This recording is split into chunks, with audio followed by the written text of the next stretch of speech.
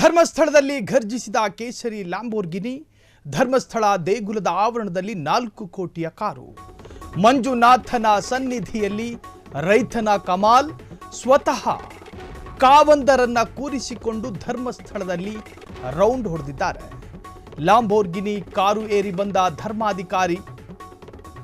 ಇದು ಮಂಜುನಾಥನ ಸನ್ನಿಧಿಯಲ್ಲಿ ರೈತನೊಬ್ಬನ ಕಮಾಲ್.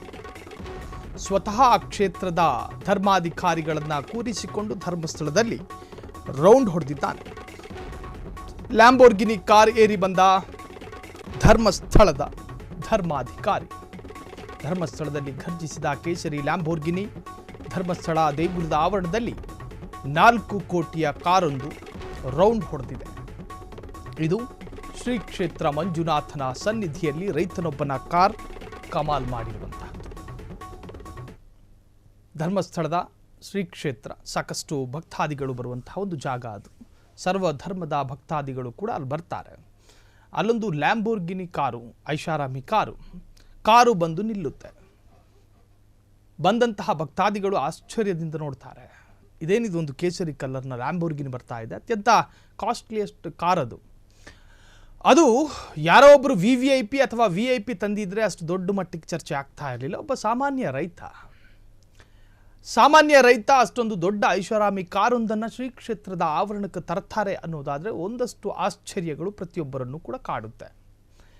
ಉತ್ತಮ ಕಾರನ್ನು ಖರೀದಿ ಮಾಡಬೇಕು ಅಂಥೇಳಿ ಪ್ರತಿಯೊಬ್ಬರಿಗೂ ಕೂಡ ಆಸೆಗಳಿರ್ತವೆ.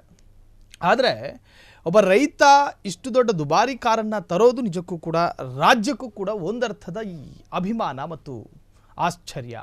ಸೊ ಇವತ್ತು ಧರ್ಮಕ್ಷೇತ್ರದ ಆವರಣಕ್ಕೂ ಆ ಲ್ಯಾಂಬೋರ್ಗಿನಿ ಕಾರ್ ಬಂತು. ಅಲ್ಲಿನ ಧರ್ಮಾಧಿಕಾರಿಗಳನ್ನು ಕೂರಿಸಿ ರೌಂಡ್ ಹೊಡೆದಿದ್ದಾನೆ. ಈ ಬಗ್ಗೆ ಒಂದಷ್ಟು ಅಪ್ಡೇಟ್ಸ್ಗಳಿದ್ದಾವೆ.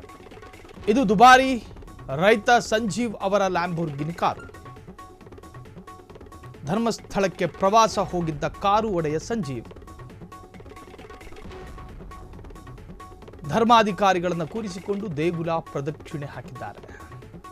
4 ಕೋಟಿಯ ಕಾರ್ನಲ್ಲಿ ಕೂತು ಖುಷಿಪಟ್ಟ ಅಲ್ಲಿನ ಧರ್ಮಾಧಿಕಾರಿ. ರೈತ ಸಂಜೀವ್ ತನ್ನ ದುಡಿಮೆಯಿಂದಲೇ ಕೋಟಿ ಸಂಪಾದನೆಯನ್ನ ಮಾಡಿದ್ದಾರೆ. ಸಂಜೀವ್ ಜೊತೆ ಸೆಲ್ಫಿಗೆ ಮುಗಿಬೀಳ್ತಾ ಇದೆ ಅಲ್ಲಿನ ಹಲವು ಸೆಲೆಬ್ರಿಟಿಗಳು.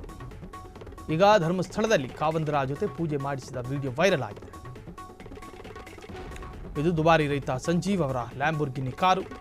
ಆ ಕಾರು ಇವತ್ತು ಶ್ರೀ ಕ್ಷೇತ್ರದ ಆವರಣಕ್ಕೆ ಬಂದಿತ್ತು. ತಕ್ಷಣ ಜನ ಕೂಡ ಆಶ್ಚರ್ಯದಿಂದ ನೋಡಿದ್ರು. ಸಾಮಾನ್ಯ ಜನ ಅಷ್ಟೊಂದು ದೊಡ್ಡ ಲ್ಯಾಂಬೋರ್ಗಿನಿ ಕಾರನ್ನು ಖರೀದಿ ಮಾಡೋದಕ್ಕಾಗೋದಿಲ್ಲ. ಅದರ ಝಲಕ್ಕನ್ನು ನೀವು ನೋಡ್ತಾ ಇದ್ದೀರಿ ಈಗ ಸ್ಕ್ರೀನ್ ಮೇಲೆ.